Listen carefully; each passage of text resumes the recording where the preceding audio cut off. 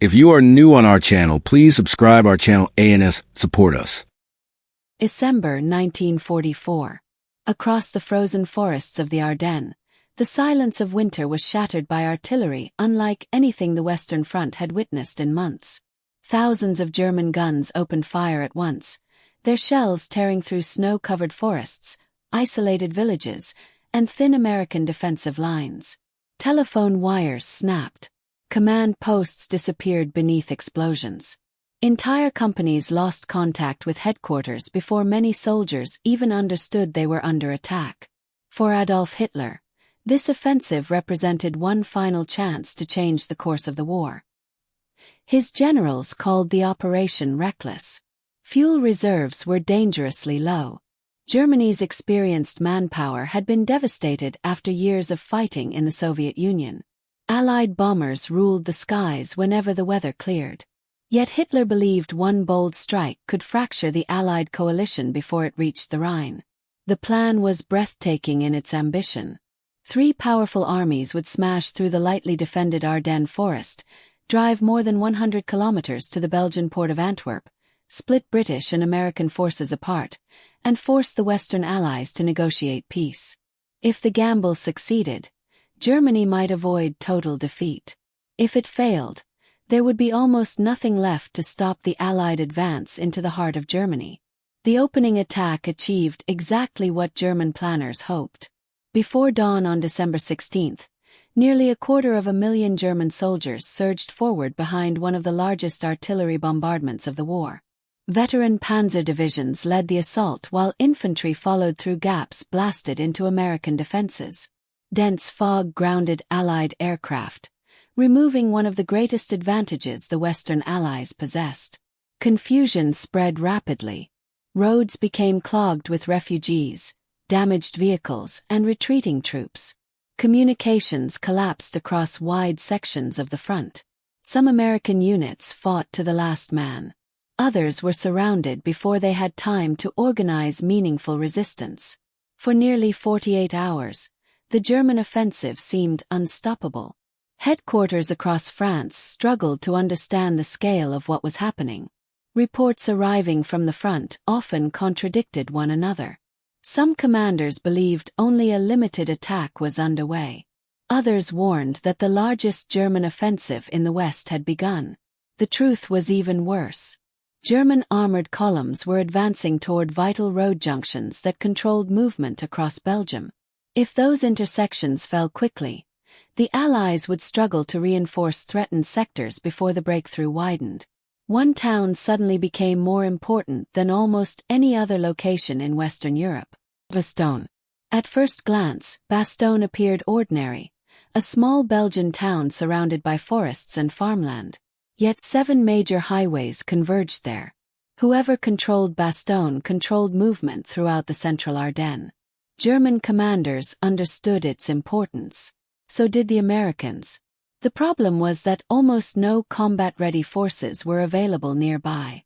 That was when senior Allied commanders turned toward one division whose reputation had already become legendary: the 101st Airborne Division.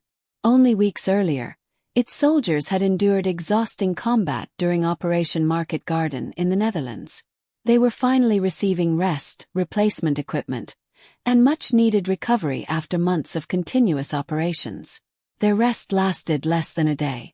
No one received detailed explanations. Many paratroopers assumed they were simply reinforcing another threatened sector.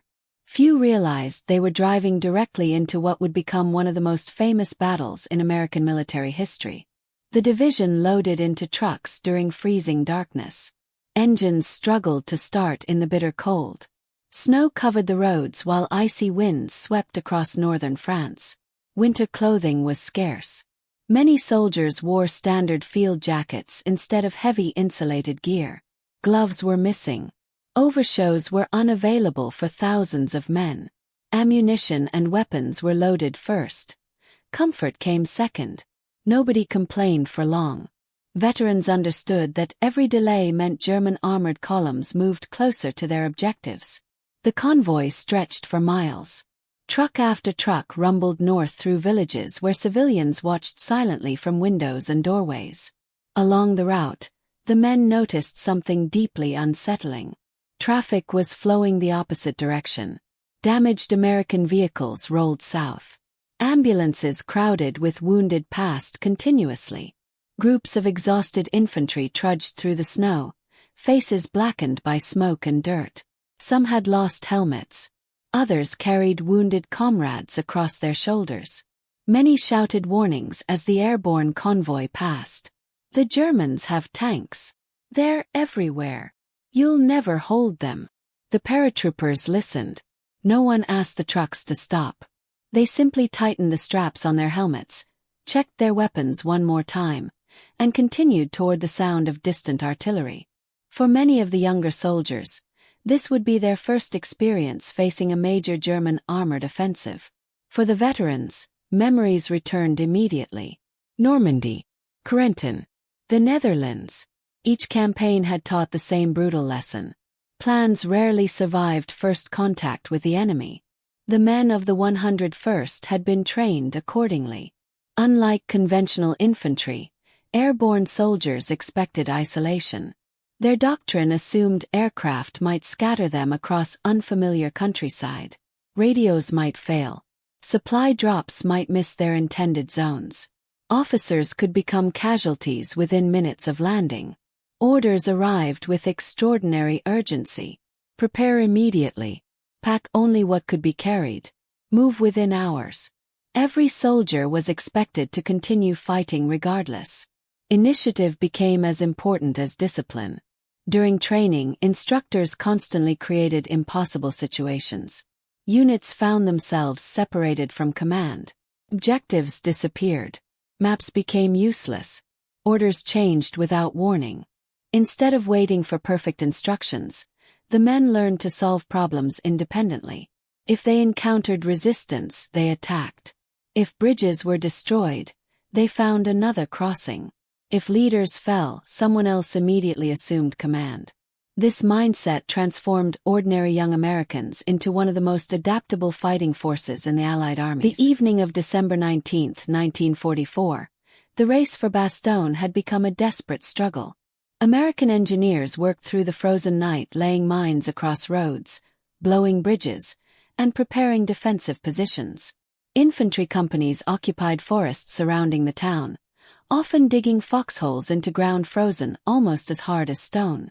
Every hour brought fresh reports of German armored columns pushing closer from every direction. The men of the 101st Airborne had arrived just in time. They had not come with overwhelming strength. In fact, they were dangerously short of almost everything a division needed to survive a prolonged battle. Heavy winter clothing was scarce. Medical supplies were limited. Artillery ammunition was carefully rationed.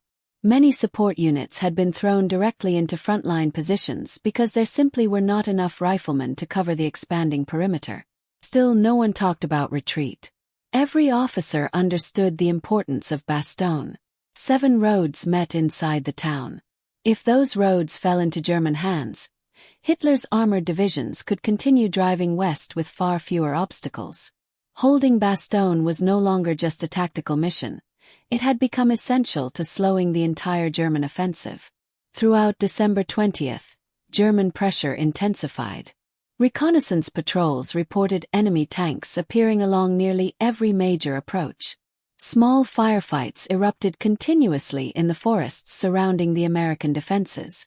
German artillery found its range with frightening accuracy, sending shells crashing into crossroads, aid stations, and ammunition dumps. Telephone lines were cut faster than signal crews could repair them. Commanders increasingly relied on runners who crossed open ground under constant fire to deliver orders between isolated companies. As darkness fell, the noose tightened. German armored units linked together around Bastogne, sealing nearly every road leading out of the town. Reinforcements could no longer enter. Supplies could no longer arrive by truck. The 101st Airborne was completely surrounded. Inside the perimeter, roughly 15,000 American soldiers now faced several German divisions supported by tanks, self-propelled guns, and powerful artillery formations. From a military perspective, the situation looked hopeless. The weather only made matters worse. Temperatures plunged well below freezing. Snow covered abandoned vehicles and frozen fields, while icy winds swept through pine forests that offered little protection.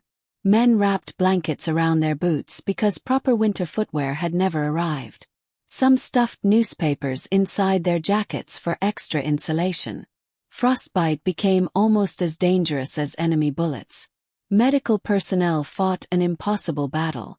Aid stations filled with wounded men, yet morphine, plasma, and surgical equipment were running dangerously low. Doctors operated for hours without rest while shells exploded nearby. Some casualties waited through the night because every available medic was already treating someone else. Food quickly became another concern. Hot meals disappeared. Coffee froze inside metal cups if left untouched for more than a few minutes. Soldiers survived on cold rations, chocolate bars, and whatever supplies remained inside abandoned buildings. Water often had to be melted from snow over tiny fires that risked attracting enemy artillery. Despite everything, morale remained remarkably steady. The officers noticed something unusual. Instead of asking when they would be rescued, most paratroopers focused on strengthening their positions. Machine gun crews improved fields of fire. Rifle squads reinforced foxholes with logs and frozen earth. Bazooka teams rehearsed where they would engage enemy armor once the attack began. Everyone understood that it was coming. The Germans knew the Americans were trapped. Now they expected them to surrender. On the morning of December 22nd, 2 German officers approached the American lines under a white flag. They carried an official message from Lieutenant General Heinrich Freiherr von Luttwitz, commander of the German forces surrounding Bastogne. The ultimatum was delivered politely but confidently. It declared that the American position was completely encircled and that further resistance would only result in unnecessary bloodshed. Unless the garrison surrendered immediately, the Germans warned they would destroy the town using overwhelming artillery and armored force. The document was delivered to Brigadier General Anthony McAuliffe. McAuliffe had unexpectedly found himself commanding the division after Major General Maxwell Taylor was away on other duties. Calm, composed, and respected by his officers, McAuliffe carefully read the German demand. For several moments, the room remained silent. His staff waited for instructions. Then McAuliffe looked up with a single word. Nuts! The officers around him smiled. That one word perfectly captured what everyone inside Bastogne already believed. Surrender had never been considered. When staff officers prepared the official written reply, McAuliffe insisted they use exactly what he had said. The final American response contained only one unforgettable word. Nuts! The German representatives stared at the message with obvious confusion. One American officer explained that the expression essentially meant, "You can go to hell." The officer saluted, turned around, and walked back toward German lines carrying one of the most famous replies in military history. Within hours, the bombardment began. German artillery unleashed thousands of shells against the American perimeter. Trees exploded into clouds of shattered wood. Foxholes collapsed beneath direct hits.